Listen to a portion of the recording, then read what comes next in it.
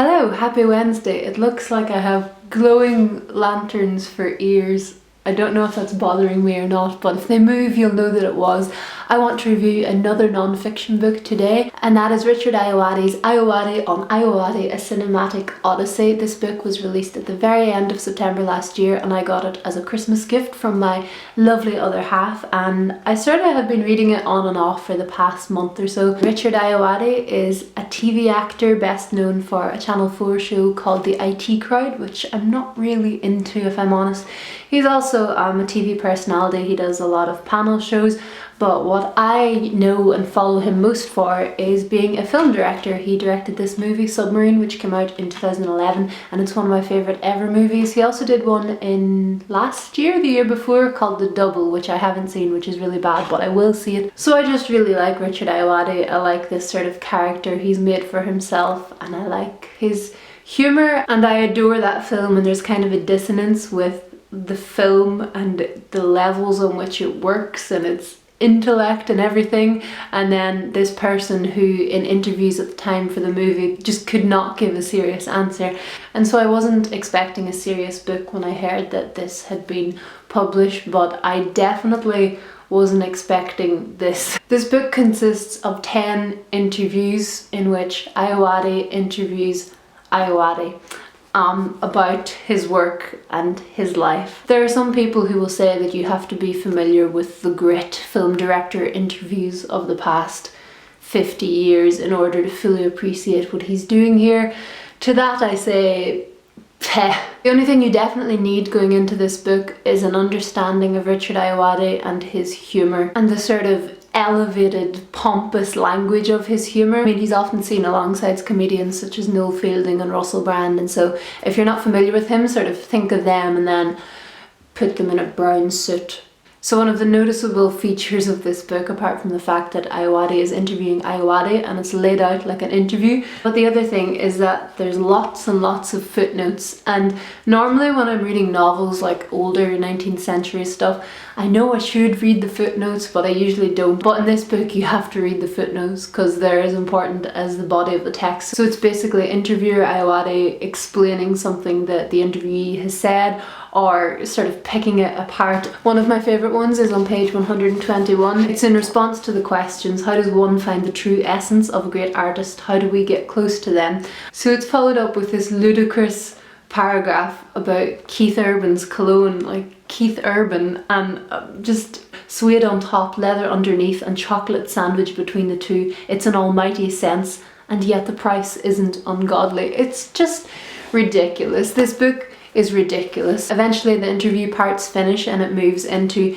essays that we're to believe Ayoade has written throughout his career. I think my favourite bit comes in section 7 of the essay part things, and it's about script writing, and it's introduced with script, noun, the words of a film, play, broadcast or speech. This script, noun, an Irish pop rock band. Instead of just leaving it there with that witty wordplay, he then writes a 3-page script about the script. I'm going to read some of it to you. It's not a spoiler because I don't even know how you can spoil this book. Every good film starts with the script, as does a bad film. A really bad film starts with the script, the band.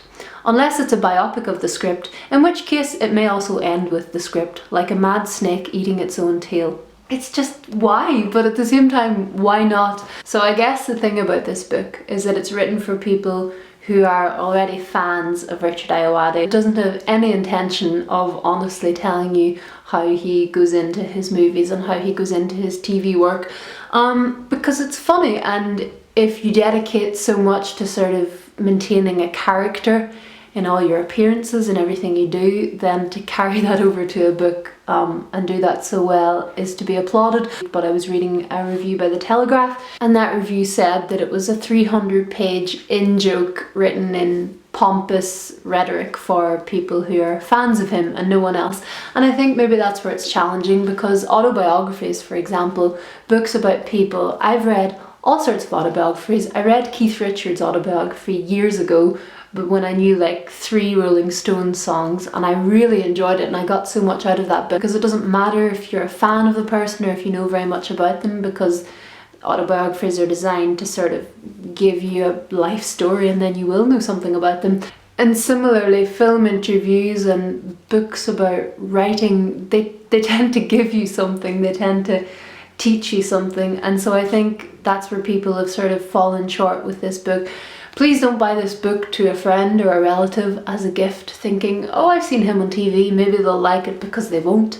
They won't unless they have this strange sense of humour that I have. I loved this book. It was everything I expected, it was everything I wanted. It made me laugh so much that I had to stop reading it at night when people were sleeping because I was worried that they'd think I'd lost my little marbles. At times it sort of reads as if he just drank copious amounts of whiskey and then decided to write a book, but at the same time I know that a lot of work must have gone into this to make it as funny as it is and to sort of fuse it together in the way that its structure works. I'm gonna stop fangirling now and put this book down. Oh, also definitely watch Submarine if you haven't. I will put a link to this book in the description. The Book Depository, I currently have it almost half price, which is crazy, and my affiliate link will be in the description. Just a quick word about affiliate links.